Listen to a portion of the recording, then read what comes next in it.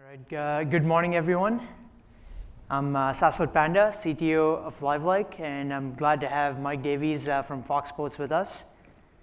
So at LiveLike, we're building a white label solution that allows broadcasters to take their live content and provide it to their fans in VR. We've been working with Fox for about a year now. We've had the Fox Sports VR application available on mobile for the last 6 months. And we've done games ranging from the Big Ten Championship all the way to the Super Bowl in VR. And not just football, but we've expanded to MLS Cup, soccer, basketball, and more. And so we've had a lot of learnings going through this process. And so we're going to share that with you today. Yeah, Fox has kind of had an evolutionary journey with VR and sports. It actually came from our president, Eric Shanks, who shared a very heated interest in the subject. Now, it's interesting to think that it was 2 years ago this week, because I know because the NASCAR race is on Fontana, that we did our first VR shoot. It was a single camera down in the pits, and 2 years later, we're here talking to you guys like we know what we're talking about. Awesome. So I want to start it off with just a brief introduction to where VR is at today. So we had the Google Cardboard, a very elementary experience, sort of a gateway drug, or meant as a gateway drug for people to experience VR. And since then, we've had the Samsung Gear VR, the Google Daydream, high-end VR headsets for mobile. They've been gaining traction, not as much as we sort of anticipated, but they're still moving along steadily. And then at the bottom of the list, we've got the Vive, the Rift, and the PSVR, all tethered headsets. All of these sort of are a lot more immersive. Sales still going high. The Vive and the Oculus were actually a little disappointing, whereas the PSVR blew expectations out of the water. So what it means for us, and I'm sure you guys have probably seen these numbers before, what it means and what we've been seeing is that we're still in the very early days of VR. There's still not a lot of users. There's still not a lot of usage. The hardware is really early, but we've seen numbers continue to rise, and we're seeing the hardware continue to evolve. So I think one of the things that we're going to talk about today is the uncertainty of the business. I mean, if you're looking at this, and I'm sure you've looked at some of the other reports done recently that show that, VR, like Saswat said, at least some of the consumer devices hasn't been picking up as quickly as maybe one would have thought last year or 2 years ago. And we recognize this, and I think that there's a bit of a hedge that we'll talk about later that kind of bridges the gap a little bit in terms of not being married to some of these devices. Now, one might ask, well, why do it at all? I mean, this is early days, and why would Fox Sports spend a significant amount of resources in doing this and doing things like the Super Bowl? Well, there's a few things for us. I mean, number one, there is a vast public interest still in VR.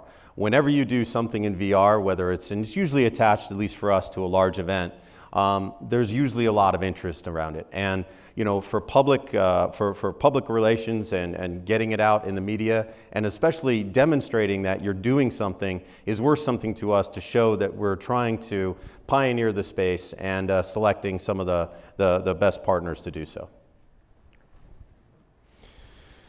So why sports? Why not something else? I mean, there are obviously a lot of other content that you'll probably hear about later that are very interested in VR. Our own innovation lab has done things like The Martian, and they have some other things that are coming out in VR, both in sort of a lean forward cinematic experience. But why is sports so, like when you hear about VR, sports is almost always mentioned first. Now, many people think of sports as kind of the killer app for VR. Now, why is that?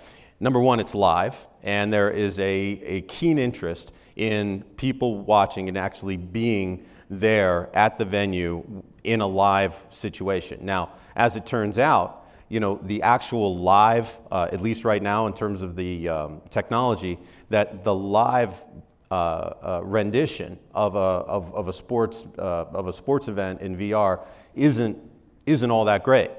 So we feel that you need to add more things, and that's where sports comes in with the different stats, replays, short form content, and everything that can not only make a VR experience, but a truly immersive experience, including VR.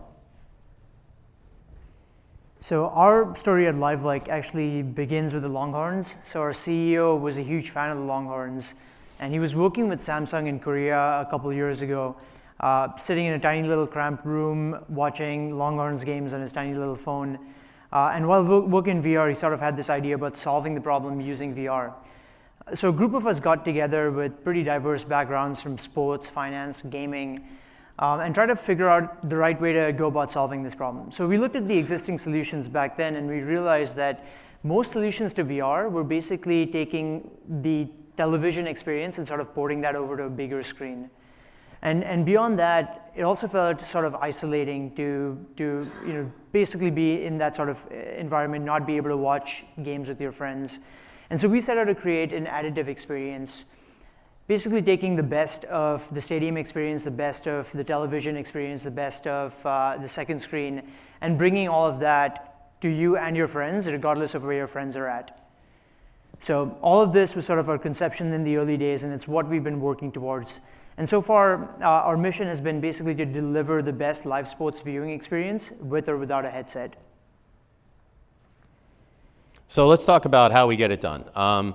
You can't talk about VR in sports without thinking a little bit about 3D, and it's kind of a bad thing to say because we all know how 3D turned out in sports. However, there's a big difference because with VR, unlike 3D, it's a small group of people. You have maybe 5, 6 people, at least the way that LiveLike and some others do that they come in. The camera positions are unmanned. Typically, they're small cameras, so you can overlay that into a very busy production environment, just like we did with the Super Bowl in Houston, as well as the Big East Championship, the Big East tournament that we did at Madison Square Garden.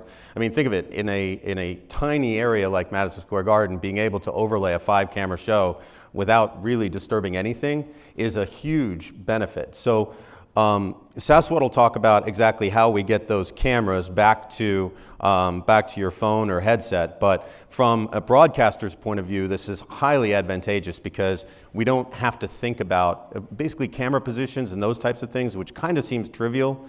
It hasn't been always, and being able to put them wherever you want makes all kinds of events a lot more attainable. Yeah, and definitely what we've actually tried to do is come up with a really simple workflow that when we hit scale, we can hand over to Fox and Mike to actually manage. And the idea behind that is, and so the way we achieve that, we're capture agnostic. So that means we could do 360, we could do 180 stereo. The entire system is basically built to take a television feed and deliver it to our application.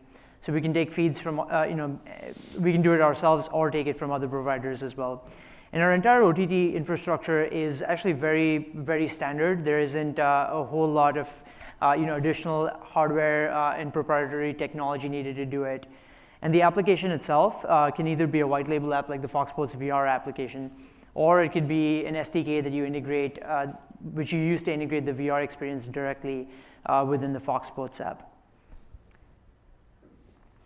So I'm going to show you guys a product demo. So this is the Copa America game that we did with Fox a while back. This was actually our first test. Yeah, this is our first test. So you find yourself in the stadium in your own VIP lounge. And as you're watching the game, you can actually jump to multiple different perspectives just by tapping on the screen and watch the biggest moments of the game from the best angles. And if you miss anything, you've got live DVR functionality to watch that again.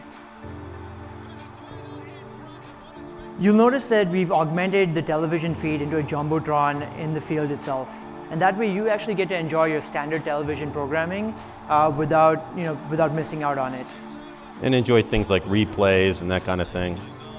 And the live data integrations, both built into the statistics dashboard down there, as well as in the environment around you. Oh, and social media integrations as well. We've added multi-angle replays. This is a system known as CCast that's available on second screen applications, and we've brought it to VR, so you can actually watch these multi-angle replays in VR on a big screen. Beyond our traditional VR offering, we're offering the Fox Sports Go Theater experience that allows you to watch your regular television programming on a big screen in VR.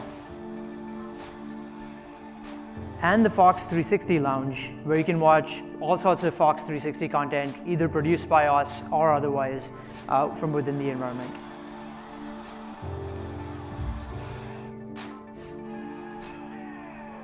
And beyond just catering to VR headsets, like Mike mentioned earlier, we're actually offering this on mobile as well.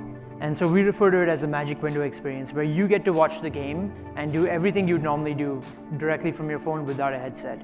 But we do provide a headset as well, a headset experience for all mobile headsets as well as tethered headsets that will be coming soon.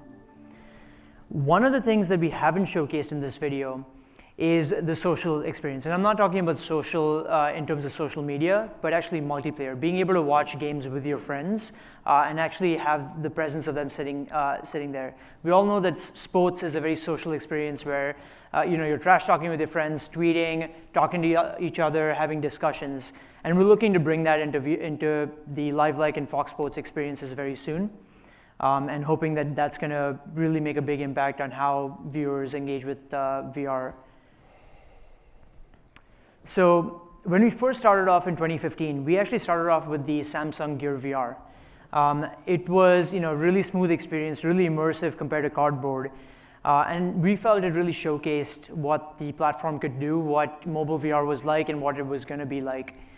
But once we started working with Fox last year, Mike and the rest of the Fox team actually had the idea of Magic Window.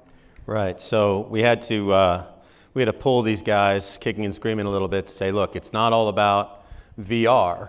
And there were some real VR purists on the team, and that's to be expected. But what we thought was that if you look at our viewership, if you look at anybody's viewership, when you're thinking about getting into VR, there's a bit of a pyramid, right? Like the bottom of the pyramid is everybody with a cell phone or tablet. The middle of the pyramid might be somebody with Gear VR or cardboard, if there were any people who use cardboard. And then the top of the pyramid is those people who would have Gear VR or cardboard and able to authenticate. So obviously, if you are shooting for that very top of the pyramid, you've automatically cut your audience potential down. So opening it up to the Magic Window, we feel that we can still exist under the VR umbrella, but provide a gateway to entry in virtual reality that everybody can use, and the numbers bear that out. Most of the people that are watching on their phone or tablet, and so I guess like when we're talking about getting in the game with sports and VR, our experience has been to widen the platform, figure out a creative way to widen the platform until the consumer devices catch up, and this was our strategy to do it. So here's a little roadmap of what we did. Started with Oklahoma State at OU. That was our first public offering for VR, and it was exciting. Basically, we checked all the boxes, multi-angle, we had some stats in there, and it was fairly well received. We learned a lot about camera placements and different things. We learned that football in general, as well as soccer as well, motorsports, there are a lot of sports that are very hard to cover in VR. So what you need to do is add tools, add enhancements to make it a legitimate and an entertaining offering. So when we got to the Red River rivalry, where Saswat CTO's Longhorns got handily defeated, the data integration was added so that now you could see a lot more and use a lot more. Maybe if you were using it on your phone, maybe it was just sitting on the table, sort of like second screen 2.0. Big Ten championship, I think we had the correct recipe of everything. This time our thought was that in order to see the play at any time in VR, what you would do is put the camera on the sideline cart, and that sideline cart would move up and down the field and essentially follow the play. We were nervous that people would get woozy when the cart moved, but for all I can tell, that never happened. And then we started to get some sponsors on board, some people who were buying ads in the telecast. Audi's actually the title sponsor of MLS, and they also bought into the VR offering that we did for the MLS Cup in Toronto. And we added live DVR, which is basically a 15-second back button that you could then, see your favorite highlights again in VR from any angle that you wanted. And also we got into the Opta stats as well, so some more granular real-time sports stats. So there was more to do. We also added a 360 theater, because many times, a lot of the time what you hear about VR is people are into this for the short form content. And we shot some short form with that so that you were able to go out and see the fans celebrating or freezing their butts off, as the case was up in Toronto at that point.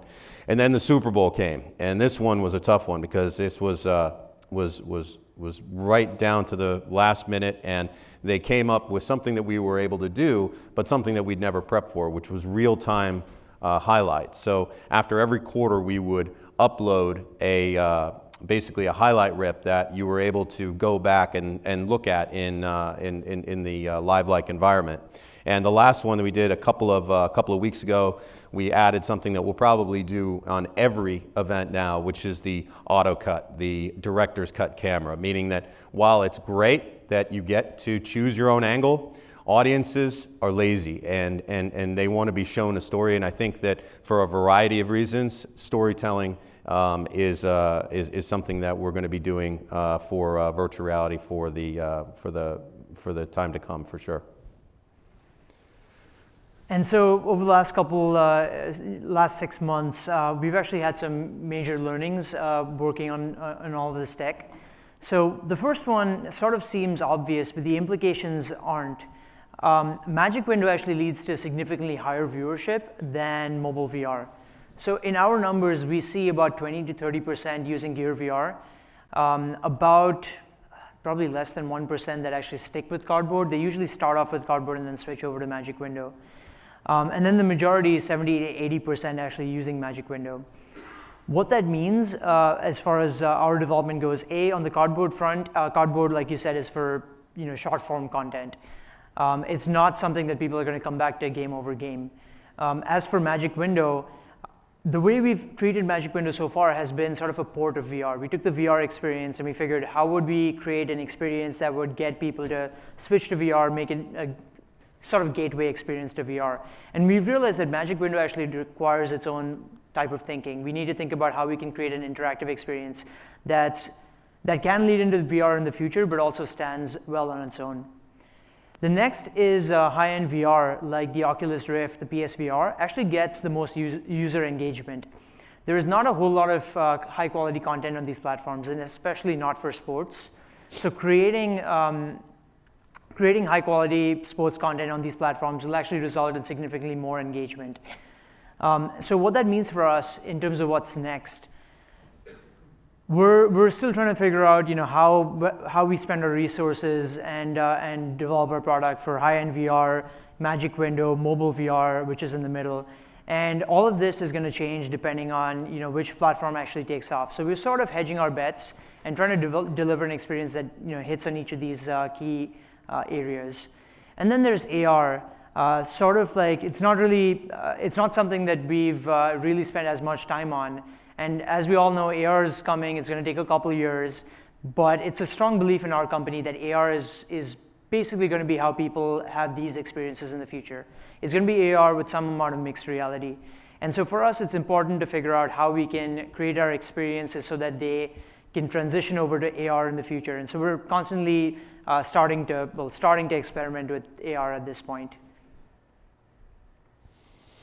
So when we think about what's next, and like Saswat said, I mean, it's difficult to know what's next for VR. I think that, as we said in the top of the presentation, that it hasn't caught on as much as I think people predicted in the last year and a half. So you need to be nimble. You need to be kind of quick to change and see what works and what doesn't. What we think is next, may not actually be what ends up happening. So when we hitch our wagon to a company, we hope that they will be able to evolve with the technology and the customer sentiment. There's no way to know what's sticky and what isn't, and we get a lot of feedback from our audience to figure out what's working and what isn't. And as we've evolved, we've kind of figured out that you really can't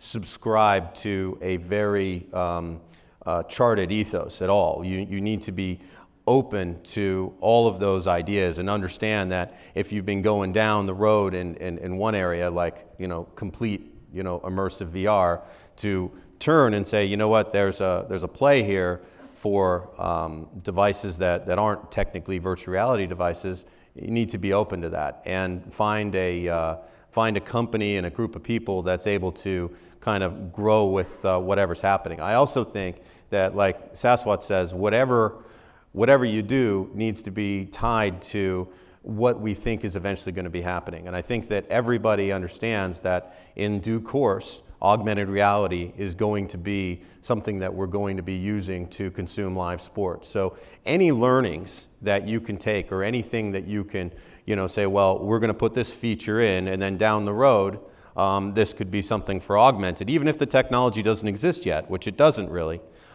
then that's going to be helpful down the road when these things evolve. And it could happen quicker than we think. And I guess the main question is, how do we stay nimble? On the LiveLike side, the first thing we've done, and we've always had this from the start, is using a game engine for development.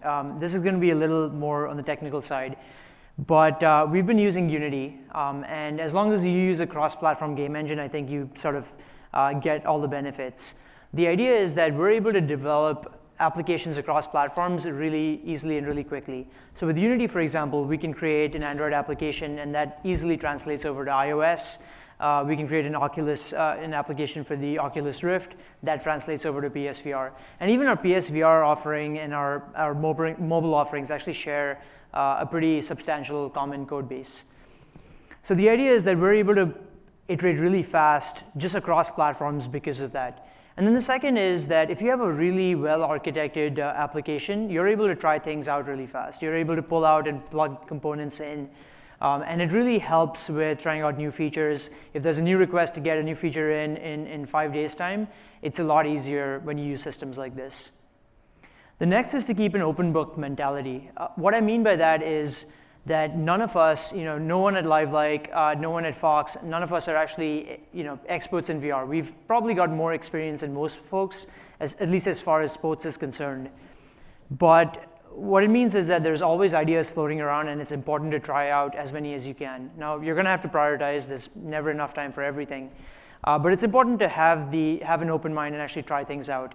Sometimes it works out really well, like the Magic Window experience, and other times you have some learnings about what you shouldn't be doing or investing heavily in.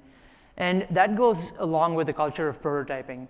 So it's sort of a blessing in disguise, in a sense that VR actually has such small viewership compared to mobile, because what that means is that we're able to prototype really fast. We don't have to worry about scalability in the early days. Idea is build something, see if it sticks with people, and if it does, then worry about scalability.